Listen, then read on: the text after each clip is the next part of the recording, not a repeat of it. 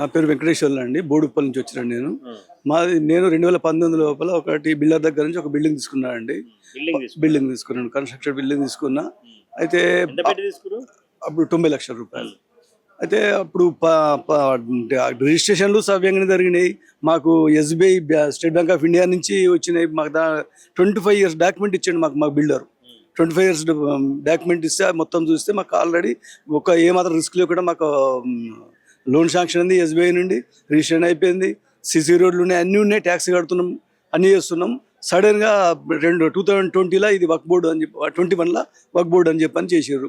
21లో ఉన్న సర్వే నెంబర్లు 5 అయితే 23కి వచ్చేవకల్లా 8కి వచ్చేసినాయి. ఇప్పుడు 14-15 పెరిగినాయి. వాళ్ళకి ఎట్లా అసలు ఆలోచన వచ్చాక రాస్తురా, వాళ్ళు సర్వే రాస్తురా, వాళ్ళకు రాత్రి నిద్ర పట్టినాక వాళ్ళకు యాదకొచ్చి సర్వే నెంబర్లు వస్తుందో గవర్నమెంట్ అర్థమవుతలేదు. రిజిస్ట్రేషన్ చేసింది గవర్నమెంట్ ఆఫీసరే, పర్మిషన్ ఇచ్చింది గవర్నమెంట్ ఆఫీసరే, అందరం గవర్నమెంట్ ఆఫీసర్లు చేసారు. మళ్ళీ గవర్నమెంటే ఇప్పుడు వర్క్ బోర్డులో అంటున్నారు. మా దగ్గర 10,000 ఇండ్లు ఉన్నాయండి. మా ఒక మినిమం ఒక 10% మాత్రమే ఓపెన్ ల్యాండ్స్ ఉన్నాయి. మొత్తం ఆల్రెడీ కన్స్ట్రక్షన్ అయిపోయి ఉన్నాయి. అయితే ఇప్పుడు ఇన్ని రోజుల నుంచి ట్యాక్స్ తీసుకుంటారు, రోడ్స్ చేసినారు, బిల్డింగ్ అన్ని అవే మన డ్రైనేజెస్ ఉన్నాయి, అన్ని ఫెసిలిటీస్ ఉన్నాయి మాకు. ఇప్పుడు ఎగ్దమ్ వచ్చేసిండు వర్క్ బోర్డులో ఉన్నది ఇది అని అని చెప్పి పెట్టేసినారు. 4 years నుంచి మేము ఇబ్బంది పడుతున్నాము. చాలాసార్లు రాష్ట్రరోకలు చేసినాము, చాలాసార్లు TV9 వాళ్ళు కూడా కవర్ చేసారు మాది. ఆఖరికి వచ్చేసరికి రేవంత్ రెడ్డి గారు కూడా ప్రతిపక్షం ఉన్నప్పుడు వచ్చేసి మేము మా గవర్నమెంట్కి రాగానే దీన్ని దాని వర్క్ బోర్డు నుంచి తీసేస్తాం, ఇది ఎలాంటి అది లేదు, అన్ని ఇండ్లు అయిపోయిన తర్వాత వర్క్ బోర్డు అనేది సమంజసం కాదు అని చెప్పని మా గవర్నమెంట్ రాగానే ఖచ్చితంగా మేము ఇళ్ళకి తీసేస్తామని చెప్పి హామీ ఇచ్చిండు. ఇప్పుడు అమ్ముకుందామంటే కొనట్లేరండి. రిజిస్ట్రేషన్ కావట్లేదు, రిజిస్ట్రేషన్ ఆఫీస్కి రిజిస్ట్రేషన్ అవ్వట్లేదు. సడన్గా కథం ఒక వారం రోజుల లోపలే చేంజ్ అయిపోయింది. వారం రోజుల ముందు అయినాయి. మళ్ళా ఒకరు ఏమంటున్నారంటే డబ్బులు ఇస్తే చేస్తున్నారు అని చెప్పని అంటున్నారు. డబ్బులు ఇస్తే చేస్తుండు, కరెక్టే, చేయించుకుంటాం. కొన్నోడు డబ్బులు ఇచ్చి మేము చేసి కొన్నోడు చేయించుకోవాలా? కొన్నోడు ఏమంటాడు, నాకు నువ్వు డబ్బులు ఇచ్చేస్తున్నావు, అన్నీ అవుతున్నాయి అంటారు కదా, నువ్వు డబ్బులు ఇచ్చేస్తున్నావు అని చెప్పని వాళ్ళు చేసుకోవడానికి ఇష్టపడతలేరు. హైదరాబాద్లో సామాన్య జనం కానీ ఎట్లుండదు అంటే పరిస్థితి, అరే సొంతింటి కళ ఒకటి ఉంటుంది కదా, ఇప్పుడు ఎట్లుందంటే హైదరాబాద్లో ఇల్లు కొనవచ్చు అసలు? హైదరాబాద్ ఇల్లు కొన్నామంటే సార్ అన్ని విధాలా మేము డాక్యుమెంట్స్ అన్ని చేసుకొని 25 years డాక్యుమెంట్ చెక్ చేసుకొని కొంటేనే మాది ఈ పరిస్థితి. లోన్ తీసుకున్నాం, బ్యాంకు లోన్ ఇచ్చింది, రిజిస్ట్రేషన్ అయిపోయి అన్ని సవ్యంగా అయిపోయినాక ఇంకేముంటుంది మాకు తెలియకనే లోన్ కోతే వాళ్ళే అన్ని చూసుకుంటారు అని చెప్పి లోన్ కూడా తీసుకొని అది చేసుకున్నాం. క్లియర్ ఉన్నట్టే అని మాకు ఆలోచన కదా. అందరికీ లీగల్గా అందరికి అంత నాలెడ్జ్ ఉండదు. ఇప్పుడు ఏ మాత్రం చదువుకున్న వాళ్ళు కూడా అన్ని చూసుకొని లాయర్ దగ్గర తీసుకుపోయి లాయర్ దగ్గర చూపించుకుంటారు. లాయర్ లీగల్ ఇయర్ సర్టిఫికేట్ ఇస్తేనే బ్యాంక్ నుంచి లోన్ వస్తుంది. లోన్ వచ్చింది అంటే క్లియర్ రైట్ అన్నట్టుగా అని 90% అది తీసుకుంటాం. ఇక లోన్ వచ్చినాక ట్యాక్స్ వేయడానికి 4 సంవత్సరాలు ఉన్నాక ఇలా వర్క్ బోర్డు అని చెప్పనంటే మేము జీర్ణించుకోలేకపోతున్నాం సార్. ఇది ఇప్పుడు 90 లక్షలు అంటే ఇప్పుడు అమ్ముకుందాం అంటే వరకు పోతలేవు. 80 లక్షలకి కొంటలేరు. 5 సంవత్సరాలు తీసుకొని 80 lakhs తీసుకుంటలేరు. అంటే కష్టపడి సంపాదించుకున్న పిల్లల భవిష్యత్తు. ఇప్పుడు నా ఏజ్ 15 years. ఇవాళ నేను కష్టపడి నా ప్రాపర్టీ, మా నాన్నగారు ఇచ్చిన ప్రాపర్టీ అమ్ముకొని కొనుక్కున్నది. ఇలా ఒకవేళ ప్రాబ్లం వచ్చేసి అమ్ముకుందామంటే అది పోయే పరిస్థితి లేదు, ఎవరు కొనేటట్లేదు.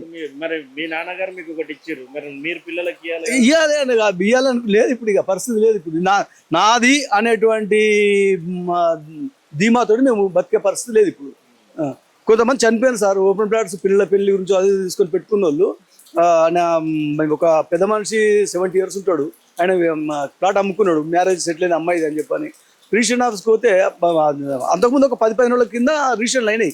వాళ్ళు కొన్నారు, అడ్వాన్స్ 50% అడ్వాన్స్ ఇచ్చేసారు. ఒక 15 రోజుల తర్వాత రిజిస్ట్రేషన్ ఆఫీస్కి పోయి వీళ్ళు చాలాన్ కట్టుకుందాని పోయేసరికి ఇది వర్క్ బోర్డు ఉన్నది, రిజిస్ట్రేషన్ ఇస్తారా, మొన్న అయింది కదా అంటే ఏమో సార్ మాకు ఇట్లా జీవో ఇచ్చారు, చేయొద్దు అని చెప్పి జీవో ఇచ్చారు. ఆయనకు హార్ట్ అటాక్ వచ్చింది సార్. మళ్ళీ 5-6 లక్షల రూపాయలు స్టంట్ వేసుకొని అవసరపడుతున్నాడు ఇప్పుడు ఆయన. ఇప్పుడు ఇటువంటి షాక్ ఇంటే ఎవడన్నా ఇంతకుముందే ఉండడం చనిపోయేటోడే.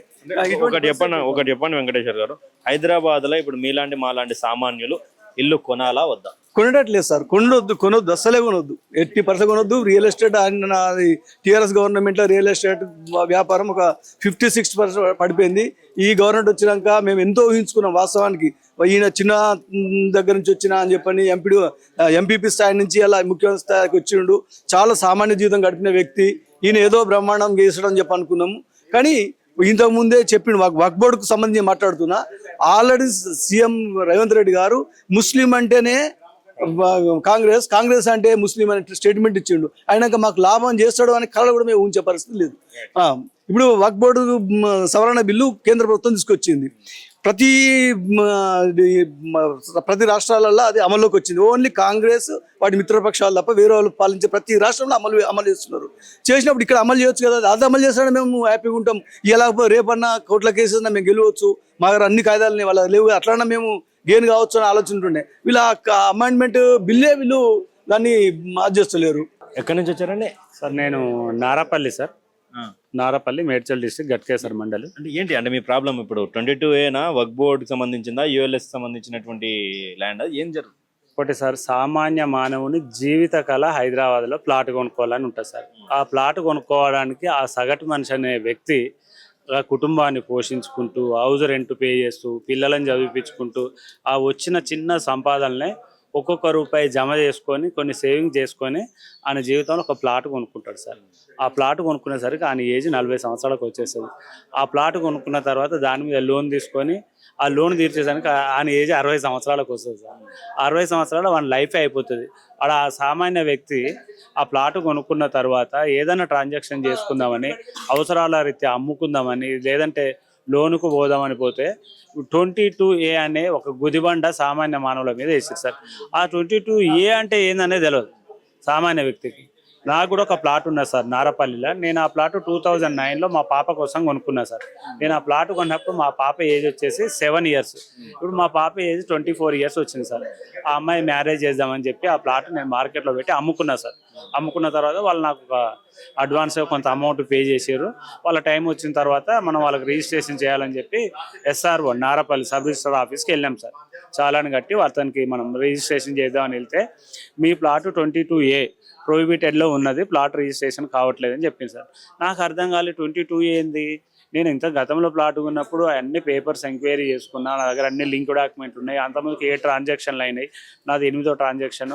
మరి ఏందని చెప్పని నేను సబ్ రిజిస్టర్ దగ్గరికి వెళ్తే వాళ్ళు ఒకటే అంటున్నారు, మీ వెంచర్లో ప్రభుత్వ ల్యాండ్ ఉన్నది, 2 ఎకరాల ప్రభుత్వ ల్యాండ్ ఉన్నది, దాని గురించి ఇది ప్రొహిబిటెడ్లో పెట్టినట్టు. అది 40 ఎకరాల వెంచర్ సార్. ఆ 40 ఎకరాల వెంచర్లో కొన్ని వేల ఇండ్లు అయినాయి. ఇప్పుడు ఓపెన్ ప్లాట్లే లేవు అక్కడ. ఇప్పుడు ఆ 2 ఎకరాల ప్లేస్ ఎక్కడి నుంచి వెళ్తారు సార్ అది? మరి గతంలో ఇదే MRO పర్మిషన్ ఇచ్చింది కదా, అదే RDO పర్మిషన్ ఇచ్చింది కదా, అదే కలెక్టర్ పర్మిషన్ ఇచ్చింది కదా. ఎప్పుడో 40 ఇయర్స్ క్రితం చేసిన వెంచర్లా ఇప్పుడు ప్రభుత్వ ల్యాండ్ వెళ్తుంది 2 ఎకరాలు అని చెప్పని అతను అంటారు సార్. మరి దీనికి సొల్యూషన్ ఏంటి సార్ అని చెప్పి నేను అడిగిన. దీనికి మా దగ్గర ఏం లేదు, మేము ఏం చేయలేము, మేము ప్రభుత్వ అధికారులము, ఆన్లైన్లో ఇప్పుడు అది రావట్లేదు, ఆన్లైన్లో ఎప్పుడైతే వస్తుందో మేము అప్పుడు రిజిస్ట్రేషన్ చేస్తామని చెప్పన్నారు. నేను కొంచెం గట్టిగా నిలదీసి అడిగాను SRO గారిని. అడిగితే అతను అంటాడు, మీరు NOC తెచ్చుకోండి కలెక్టర్ ఆఫీస్కి పోయి అని చెప్పి అన్నాడు. కలెక్టర్ ఆఫీస్కి కూడా వెళ్ళిన వాళ్ళని అప్రోచ్ అయితే వాళ్ళు డాక్యుమెంట్స్ ఇవ్వన్నారు. డాక్యుమెంట్స్ తీసుకుపోయిన తర్వాత ఇన్వర్డ్లు ఇవ్వన్నారు. ఇన్వర్డ్లు ఇచ్చిన తర్వాత 2 సార్లు 3 సార్లు 4 సార్లు అయినా ఎప్పుడు ఎలాంటి రెస్పాన్స్ లేదు సార్. ఆ కలెక్టర్ గారు కలవరు. సామాన్య వ్యక్తులు కలెక్టర్ దగ్గర పోయి మాట్లాడేంత వాళ్ళు టైం ఇయ్యరు. వాళ్ళు బిజీ షెడ్యూల్ అంటారు, ఇప్పుడు SR ప్రక్రియ నడుస్తుంది అంటారు, అదంటారు ఇదంటారు. అలాంటి సామాన్య వ్యక్తికి ఇప్పుడు న్యాయమే. ఇప్పుడు ప్రజల వద్దకు పాలన అంటున్నారు, ఇదేనా సార్ ప్రజల వద్దకు పాలన అంటే? ఒక సగటు మనిషి జీవితంలో కష్టపడి ఒక చిన్న 100-150 గదాల ప్లాట్ కొనుక్కుంటే అది అమ్ముకుందామని చెప్పి మనం మార్కెట్లో పెట్టి అమ్ముకుంటే అది రిజిస్ట్రేషన్ కానప్పుడు ఇది ప్రజాపాలన ఎట్లయితే సార్? మేము ఇట్లా టీవీ స్టూడియోలో పొంటే తిరుగుతున్నాం సామాన్య వ్యక్తులము, ఇది ప్రజాపాలన ఎట్లయితే సార్? అంటే మీ పాప పెళ్ళికి సంబంధించినటువంటి విషయంలో కొన్నారు ఫ్లాట్. అవును సార్. ఇప్పుడు ఆ సడన్గా అది లేదు అని చెప్పి అనగానే ఏమనిపించింది అంటే, ఒక సడన్గా అది ఇక ఒకటేసారి మాకు ఒక 30 మినిట్స్ వరకు నేను కోలుకోలేదు సార్. యాక్చువల్గా చెప్పాలంటే మా మిస్సెస్ కానీ నేను కానీ ఏది పాప పెళ్లి కోసం రేపు ఫ్యూచర్లో పనికి వస్తుంది అని చెప్పి మనం ప్లాట్ కొనుక్కుంటే తినక ఒక్కొక్క రూపాయి జమ చేసుకొని మనం ప్లాట్ కొనుక్కుంటే సడన్గా ఇది ఏంది రిజిస్ట్రేషన్ కావట్లేదు అంటున్నారు అని చెప్పని ఒక 1 అవర్ వరకు మేము తేరుకోలేదు సార్. మా మిస్సెస్ అయితే ఒక 10-15 డేస్ అస్వస్థతకు గురైపోయింది సార్. ఆమె కనీసం తినాలంటే కూడా ఏంది మనకి అవస్థ ఏంది, పాప పెళ్ళి ఎట్లా చేయాలి, మనం ఎట్లా ముందుకు వెళ్తాము. ఆమె 24 ఇయర్స్ వచ్చినాయి. మన కాన్సెప్టే ఆ పాప కోసం అని కొనుక్కున్నాం కదా, ఇప్పుడు అదే కానప్పుడు మనం బ్రతికేం లాభం అన్నంత డిప్రెషన్కి పోయింది సార్ మా మిస్సెస్ అయితే. ఎందుకు ఆ కళ్ళల్లో కూడా మీకు నీళ్ళు తిరుగుతూ ఉన్నటువంటి పరిస్థితి కనిపిస్తా ఉన్నా? అంటే వస్తాయి అంటే ఆల్రెడీ అడ్వాన్స్ తీసుకున్నారు కదా ఆయన. పెళ్లి ఫిక్స్ అయ్యి పెళ్లి చేద్దాం అన్నటువంటి సందర్భం ఉంటుంది. ఎందుకంటే ఎట్లా అంటే ఏమనిపిస్తుంది అంటే ఆ టైంలో మీరు అడిగినటువంటి అంటే ఇప్పించినటువంటి వెంచరోడు ఏమి ఉండడు మన తాన, మనమే ఎప్పటి నుంచో ఉంది అని మనం అనుకుంటాం. ఇప్పుడు అప్పు అడుగుతారు కదా, అంటే ఇచ్చిన వాళ్ళు అడ్వాన్స్ ఇచ్చిన వాళ్ళు తడుతారు కదా, ఎట్లా మరి? ఇప్పుడు ఆల్రెడీ నేను అడ్వాన్స్గా కొంత అమౌంట్ తీసుకున్నా సార్. ఆ అమౌంట్ కూడా మనం అవసరాల రీత్యా అమ్ముకున్నాం కాబట్టి ఆ డబ్బులు కూడా ఖర్చు అయిపోయినాయి సార్. ఇప్పుడు వాళ్ళు ఏమంటున్నారంటే మీరు రిజిస్ట్రేషన్ చేయండి, చేస్తే నేను మిగతా డబ్బులు ఇస్తా అంటుండే. ఆ మిగతా డబ్బులు ఇస్తే మా పాప కోసం ఇంత బంగారం అదే కొనుక్కుందని మేము ఒక షెడ్యూల్ తయారు చేసుకున్నాం సార్. ఆ పాప పెళ్లి కోసం 24 years వచ్చినాయి. ఇప్పుడు అక్కడికి వెళ్తే రిజిస్ట్రేషన్ కావట్లేదు. వీళ్ళని డబ్బులు అడుగుదామంటేనేమో మనం రిజిస్ట్రేషన్ చేయకుంటే డబ్బులు అడగలేము. మనం గట్టిగా వాళ్ళని నిలదీద్దామంటే వాళ్ళే ఉల్టా మనం నిలదీసి నేను క్యాన్సిల్ చేసుకుంటా, ఇన్ని ఇబ్బందులు ఉన్న ప్లాట్ నేనెందుకు కొంటా, నాకు అవసరం లేదని వాళ్ళు ఏమన్నా అంటారు అని అదొక టెన్షన్ సార్. వాళ్ళు ఇచ్చిన అమౌంట్ అంతా కూడా మేము ఖర్చు పెట్టేసుకున్నాం అవసరాల రీత్యా. పాప కోసం కొన్ని ఉంటాయి కదా సార్, పెళ్ళి అన్నప్పుడు ఒక తండ్రిగా తల్లిగా మేము చేయవలసిన బాధ్యతలు ఉంటాయి కదా సార్. అవి కొన్ని మేము గోల్డ్ అది ఇది కొంత కొనుక్కున్నాం సార్. ఇప్పుడు మనం గట్టిగా అడిగితే వాళ్ళు ఆ పైసలు అడ్వాన్స్ ఇచ్చిన పైసలు అడుగుతారని చెప్పి అదొక టెన్షన్ ఉంది. చాలా మనోవేదనకు గురవుతున్నాం సార్. అన్ని హైదరాబాద్ లో మీలాంటి మాలాంటి సామాన్యులు ఇల్లు కొనొచ్చా? ఈ మధ్య హైడ్రా అంటారు, 22A అంటారు, ULS అంటారు, వక్ఫ్ అంటారు, కొనొచ్చా సార్? ఇంకొక విషయం ఏంటంటే ఈ హైడ్రా అనేది బాగా ఈ కోర్టులల్లో మొన్న రీసెంట్గా కూడా కోర్టుల జస్టిస్ ఏం చెప్పారు సార్, ఈ హైడ్రా కమిషనర్ తీసేసేయండి అని చెప్పి చీఫ్ సెక్రటరీకి లెటర్ రాస్తే కూడా వాళ్ళు పట్టించుకునే పరిస్థితి లేదు. ఏం లేదు సార్, పేర్లు మారుస్తారు అంతే. హైడ్రా అని చెప్పి అది పబ్లిక్లో బాగా ఫోకస్ అయింది, నెగిటివ్ వస్తుంది ప్రభుత్వానికి. కానీ ఇప్పుడు 22A అని కొత్తగా అంతే పేర్లే మారుతున్నాయి. కానీ కష్టాలు అయితే అట్లనే ఉంటున్నాయి సార్. కష్టాలు ఎక్కడ తీరట్లేదు సామాన్య వ్యక్తికి. పేర్లు మారుస్తారు, హైడ్రా అన్నారు, అది బాగా ఎక్స్పోజ్ అయింది, పబ్లిక్లో నెగిటివ్ వస్తుంది చెప్పి ఇప్పుడు 22A అని పేరు పెట్టేస్తారు, పేర్లే మారుస్తున్నారు. ఇప్పుడు ఇంకొకటి, మా సామాన్య వ్యక్తుల ప్లాట్లు మాత్రమే ఈ 22A వస్తాయి. మరి ముఖ్యమంత్రి ఇల్లు ఎందుకు రాదు, పొంగులేటి శ్రీనివాసరెడ్డి ఇల్లు ఎందుకు రాదు, కోమటిరెడ్డి వెంకరెడ్డి ఇల్లు ఎందుకు రాదు, మరి ఈ రాజకీయ నాయకుల ఇల్లు ఎవ్వరు ఈ 22A రావు ఎందుకు సార్? మరి మా ప్లాట్లు మాత్రమే సామాన్య వ్యక్తులవి మాత్రమే ఎందుకు వస్తాయి? మేము కూడా అన్నీ చూసి ఆలోచించి డాక్యుమెంట్స్ అన్నీ చెక్ చేసుకొని ఎప్పుడో 40 years క్రితం చేసిన లేఅవుట్ సార్. మరి ఇప్పుడు దాంట్లో గవర్నమెంట్లో 2 ఎకరాలు కలిసింది అంటే వాళ్ళు కొన్న ప్లాట్స్లలో ఎక్కడ ఏం లేవా సార్? మరి వాళ్ళు ఎందుకు రావు 22A? సామాన్య వ్యక్తులే మాలాంటి వాళ్ళు ఎందుకు వస్తాయి సార్?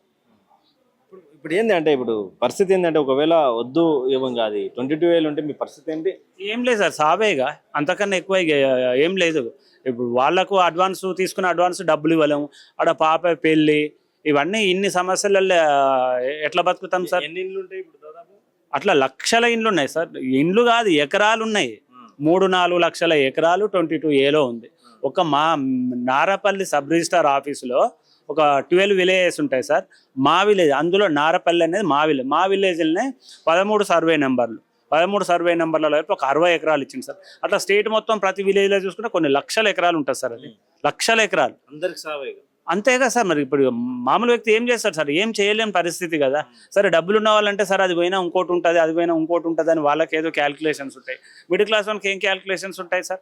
ఒకటే ఉంటుంది, ఒకదానే నమ్ముకుంటాం. వృత్తిపరంగా ఏం చేస్తారు? నేను ప్రైవేట్ ఎంప్లాయీనే సార్, సాలరీ మీద బతుకుతాం. ఈ సంపాదన అంటే సరిగ్గా తినక ఉన్న పైసలనే కొంచెం సేవింగ్స్ చేసుకున్నాం సార్. దాన్ని సంపాదించడానికి కూడా అన్నారు.